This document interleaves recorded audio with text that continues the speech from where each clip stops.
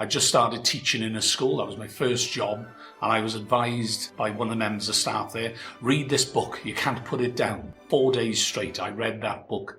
As soon as I got out of my first job, I was out of school that evening, I would read it all evening, and then the following evening I couldn't wait, a real page turner of a novel. My chosen novel is Jurassic Park.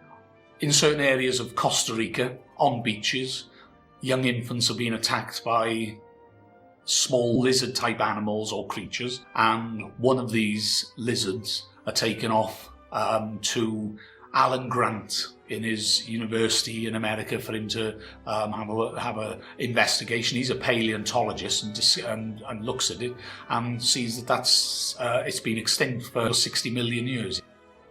And it turns out there's a company who are creating a theme park with dinosaurs that they've developed from stored DNA. And in the late 80s, early 90s, there was a lot about cloning on the news in current affairs, and it really sort of tapped into that. So a number of paleontologists go along to try it out, in essence, with John Hammond. John Hammond, though, has cut corners. The computer systems go down, the power goes down, certain dinosaurs escape from their pen. However, unlike the films of old, the Godzilla, the Valley of the Guanji, the T-Rex and its primitive nature of attack isn't the real bad guy in this. It's the clever, evolved velociraptor, a much smaller dinosaur, which I found interesting in the book, that it shows the evolutionary nature of animal development, that it's the smaller pack-driven animals that actually succeed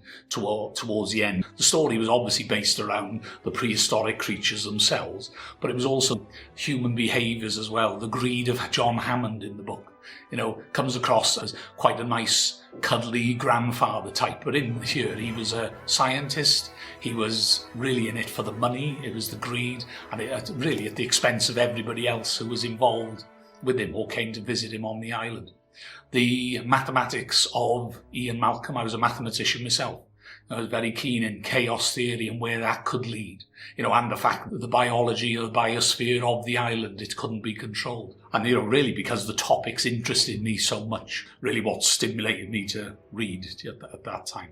And that it really then did the author, Michael Crichton. Then I started going having a look through his back catalogue of novels, the Andromeda Strain and Sphere, and then further novels that he did beyond that then. It was really a whole interest in the person himself and the topics that he would write about.